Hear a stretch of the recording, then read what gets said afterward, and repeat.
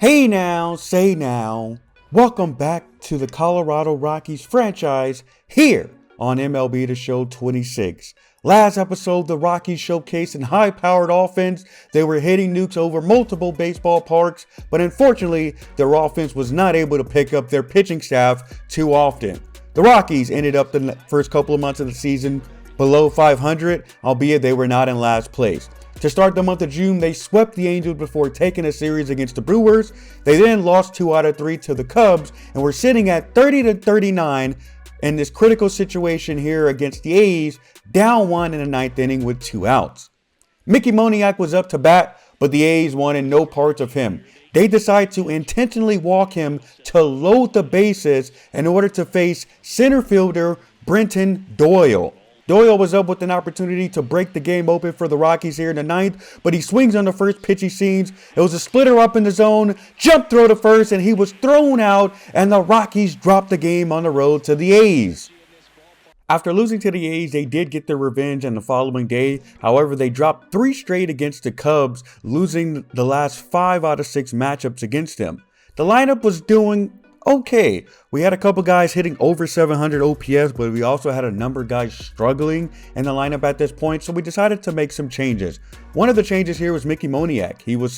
His OPS was at a 793. We decided to move him up a bit, as well as Brenton Doyle getting moved up to the 5th spot. While Jordan Beck was moved up to 6, Troy Johnston, Ryan Ritter, and Jake McCarthy were all struggling and then were moved to the bottom of the lineup. We then see another blockbuster trade, or so the game says so. Dennis Santana, closing pitcher, getting sent from the Pirates to the Detroit Tigers. And at this point, I decided to think about what our trade deadline would look like. We didn't have a lot of players overperforming at this point. Willie Castro was the guy who had got off to a really hot start to begin the season. I thought he would have some good trade value. And I also added Tomoyuki Sagano, who was having a good season, albeit he was declining. The Rockies were sitting at 35-57 going into this critical situation against the defending champion Dodgers. Brendan Bernardino was up with an opportunity to close out the game. He gets Andy Pages to ground to third base. It's thrown to first for the 2nd out in the 10th inning. However, Alex Hall was up next.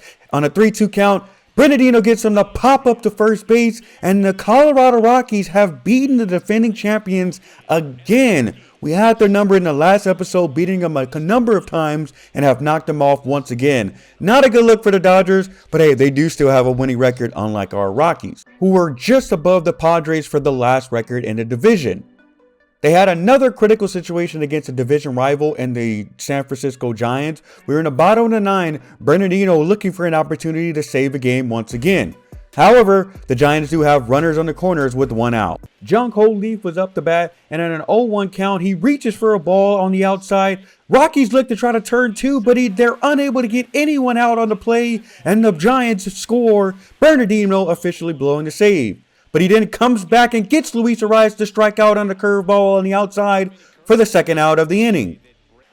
Heliot Ramos was up next, and on an 0-1 count, he's going to line one sharply to left field. It's caught, ending the 9th inning. And extras Willie Castro was up, and he blasts this one deep to center field. 2-run home run for Castro, and he's making himself very attractive as a trade target as he gives the Rockies the lead. Jimmy Herger was up to pitch in the 10th inning. He allows Matt Chapman to rope one over the third baseman's head. The ball rolls all the way to the wall, and Chapman's in there with a stand-up RBI double to cut the lead to 1 in the 10th inning. However, Herger came back and gets Casey Smith to swing on a high fastball for the 1st out of the inning. Then, 2 batters later, Harrison Bader looks at a circle change down in the zone. Herger strikes him out, and the Colorado Rockies hold off the Giants' furious attack after the 2-run home run by Willie Castro. It was now time to shift our focus to the MLB draft, which will be a pivotal moment in our franchise as these players could be the cornerstone for the team for the foreseeable future. Hank Swift was a top player on my board going into the draft. He's a third baseman who has first base and left field flexibility, really good contact on both sides of the field. However, he's not much of a fielder at this point in his baseball career. The next position player on our board was Peter Walker, a second baseman who projects to have 80 to 95 potential and a potential starting overall in the 70s. He's got a really good bat at this moment and projects as a better fielder with a better ability and arm than Hank Swift. Peter Martin was next. He's someone who also has really good contact, but also has really high speed at this point in his career. He projects to have 75 to 91 potential. Next up was Chris Emerson. He was actually ranked as a top prospect according to MLB scouts. He's got really good pop, decent fielding ability, and decent speed with a really good arm. However, his potential is on the lower side, only 79 to 89. And lastly, the top position prospect was actually a discovered starting pitcher from Florida. He projects to have 80 to 95 potential. He's got really good hits per nine versus lefties. He has really good K per nine versus righties and should be able to limit the long ball at this point in his career. He's got a 5-pitch mix headlined by a sinker and a changeup. And now it was time to start the first year player draft of the franchise. The number 1 pick to the Chicago White Sox was Sean Asuncion. Our scouts had him ranked as the number 2 player in all of the draft class, and he projects that someone has high A potential. The second pick of the MLB draft was Peter Walker to the Tampa Bay Rays. The second baseman goes number 2 overall, someone we have really high ranking on as far as our draft board. And then, at pick number 3, the Minnesota Twins selected starting pitcher Matt LaBrowse. He was someone that was ranked number 6 in our draft board, and he goes number 3 to the Twins. Unfortunately, we do see Pete Martins go 7 overall to the Baltimore Orioles, 3 picks ahead of us at 10. And then we unfortunately see our top position player on our board, Hank Swift, go number 8 to the Las Vegas A's, essentially taking all of our top 3 position player prospects well before us at number 10. Unfortunately for us, it was time for us to pivot. And at this point, we had to either decide of taking left fielder Chris Emerson with the number 10 pick or taking our potential high-end starter in Eric Uribe. Ultimately, I decided to stick with the draft board and take Chris Emerson, the left fielder, with the number 10 overall pick, taking the number 1 MLB ranked prospect at the beginning of the season, number 10 overall, which I ultimately think was really good value for his skill set. So Chris Emerson will be the very first pick here in our Rockies franchise, hopefully a franchise cornerstone to lead this team to greatness for the foreseeable future. Our next pick came at number 39, and this was a no-brainer for us. We take Eric Uribe, who our scouts felt was the number 5th ranked prospect in all of the draft class. He projects to have 80 to 95 potential at just 19 years old. He could be the high-end starter that our team needs in the coming years. Our next pick was right after that at number 40, and I was torn between 3 shortstops at the top of our draft board. The first one was Sawyer Simmons, who had projected 94 potential, Kiki Morehouse, who had projected 92 potential, and Franz Fontenot, who had projected 86 to 91 potential. Ultimately, I settled on Kiki Morehouse, who was ranked as the number 46th ranked player in the class. A little bit of a reach, but he's projected to have 76 to 92 potential, and at 18 years old, he's going to be someone that could take some time to make it to the show.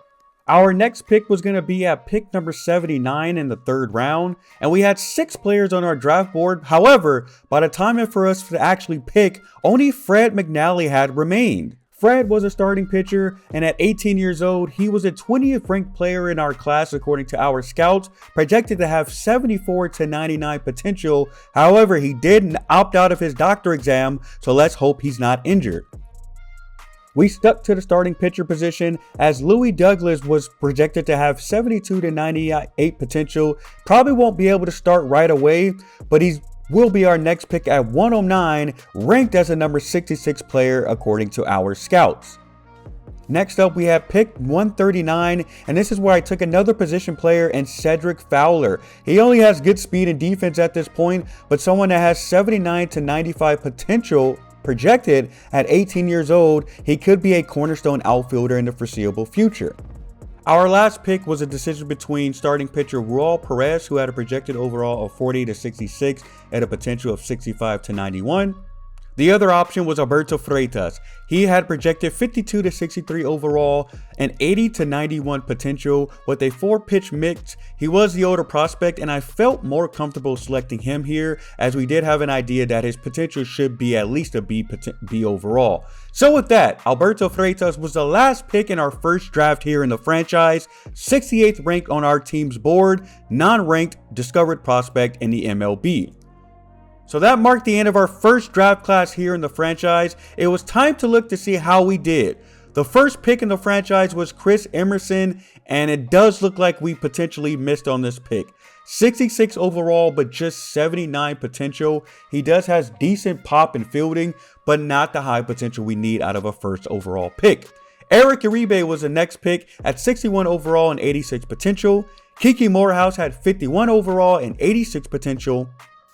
While Fred McNally, the 18-year-old pitcher, had 61 overall and 96 potential, projected to be a top-end starter if he's able to reach that level. Next up was Louis Douglas, who had 52 overall and 90 potential, someone who should slot at the 2-3 mark if he's able to reach that overall. And then the last high school player we selected was Cedric Fowler, who came in at 49 overall but had 98 potential. If he's able to reach that mark, we just found the cornerstone and potential face of our franchise in the outfield. And then lastly was Alberto Freitas, who did have 58 overall and 86 potential. So I do really think this is a really good pick at the back end of our draft. But now it was time to check out the players we were unable to select and see what we missed out on. Peter Walker was the number 2 overall draft selection, and he came in with 68 overall. He had 54 contact versus right, 80 contact versus left with 75 vision, 74 clutch. His fielding is also pretty decent. It should hold up pretty well. He had 88 potential, so well deserved of the second pick. Next up was Hank Swift, and our scouts was definitely right about him. 67 overall with 92 potential. He's going to absolutely mash lefties to start his career. However, his fielding does need a lot of work at just 42 ability. He's going to be someone that does have the arm to play third base, but the hot corner is called the hot corner for a reason. We'll see if he's able to hold up, or a potential move to first base will be better suited for him. Kevin Cruz was the third baseman taken by the Dodgers, and he had 98 potential, coming in at 60 overall with 53 power versus righty and 67 power against lefties. He's someone we could have taken in the first round, and I would have been really happy at getting an alternative to Hank Swift, but we miss out on a good player here, and the Dodgers have another potential star in their farm system. Peter Martins was the center fielder that was taken 8th by the Orioles. He came in at 62 overall with really good vision and clutch to start. Doesn't have a lot of pop in his game, but does have speed and a decent arm, and he should be a really good center fielder for years to come. Mitchell Herzog was a second baseman that we did scout. He had 89 potential and came in at 56 overall. He's got really good contact versus both sides of the plate here to start his career. Really good fielder, but not a good arm, so second base is definitely the right position for him. Again, someone we could have potentially took, but I decided to go a different direction. Abraham Lugo was someone I did scout really highly. He has 8 potential, comes in at 53 overall, so again, another player I potentially could have selected. However, the CPU was on top of him. He had 92 potential and was taken early in the second round. So that will wrap up today's episode. The first draft in the franchise is complete. I feel really excited by some of the players we were able to select today. So please hit that like button and subscribe. And thank you guys for tuning in, and I'll catch you next time.